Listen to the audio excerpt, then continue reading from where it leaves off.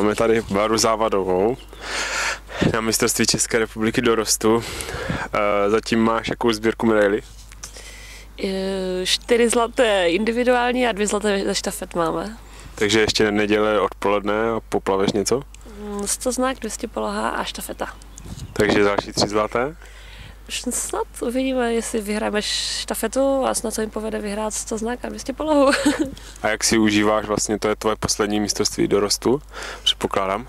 No, čekala jsem trošku lepší atmosféru a zatím teda je to takové nahoru dolů, že na nějaký závodě je atmosféra dobrá, jakože se pozbuzují a tak, ale na které je fakt mizivá a i hudba tady chybí trochu, je to takové, nepřipadá mi to jak mistrovství, no.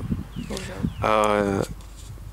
Tebe čeká za necelý měsíc mistrovství světa v Šanghaji.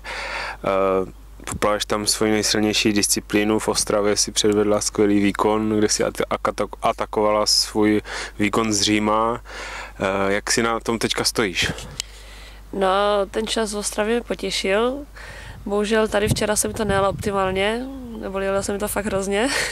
Tak snad se za ten měsíc aspoň dá trochu dokupy, dá se nám dokupy. A tam ten český rekordnen ataku, ale se to překonám, no, aby to aspoň za něco stálo, to moje vystoupení, že tam jdu na 2 starty. Tady ve Zlíně jste teda chtěla, předpokládám podle tvých dojmů, zaútočit i na ten svůj čas vlastně, podobně jako v Ostravě, ale nepovedlo se.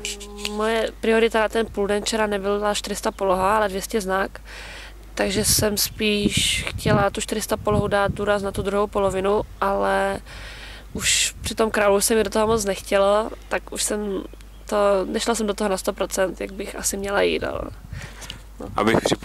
Abych připomněl, 200 znak byl výborný výkon za 2.13, jo, což vlastně Simona Baumertová, jak víme, tak byla třetí v Paříži za 2.12, takže docela slušný výkon na to, že ve Zlíně není až tak rychlá voda. No, jako ten strop je dost nízko, takže tady je fakt špatné podmínky na znaka. Ale jako chtěla jsem tady splnit ten limit na 200 znak do Šanghaje, abych tam měla aspoň co plavat. Protože v Šanghaji plavu první a poslední den, což je při 8denních závodech celkem na prd.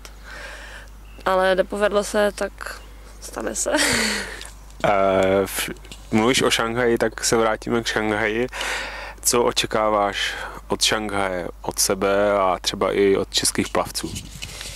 Tak zašla bych chtěla českými plavci, tak zatím jsme malá skupinka, kteří tam jedou, tak snad se tam nestratíme a myslím, že Simča má určitě na to být nejen v semifinále, jak v Římě, ale dostat se mezi tu 8, jak teďka předvádí v Římě, v Barceloně svými časy, které má fakt opravdu skvěle.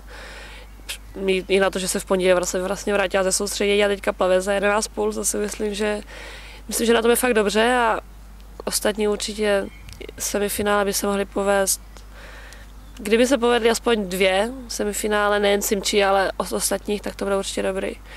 A od sebe, co čekám, nevím, co čekám, protože na 4 jenom finále a jelikož to je poslední den, tak to pojede bez tak celý svět, tu 4 polohu, takže nevím, ale aspoň zlepšit to umístění z Říma, takže být lépe jak 17.